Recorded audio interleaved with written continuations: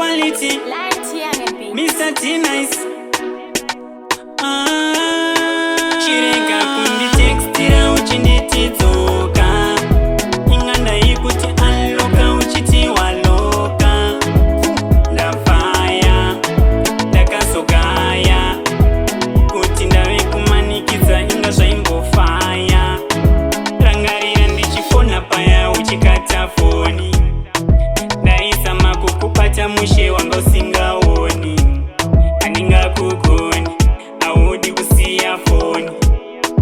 Dai wambomira kundinetsa, handichada futi. Padiki-diki ndasara kuda kuzvifura nefuti.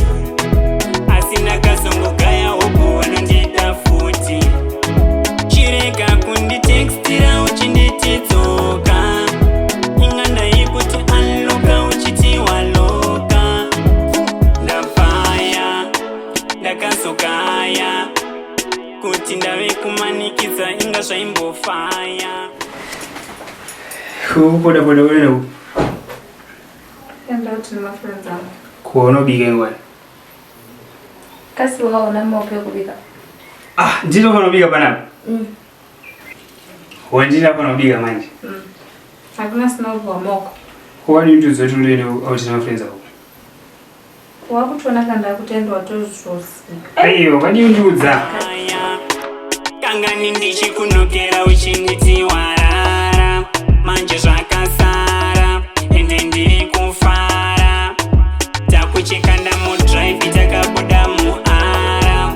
Saka zvavharana, hatichapeta sangana.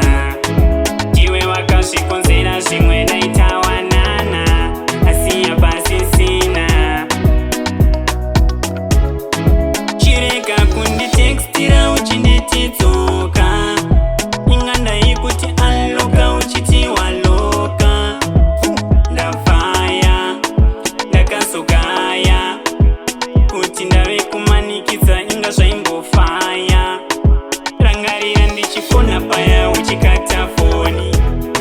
Ndaizama kukupata mushe wanga usingaoni.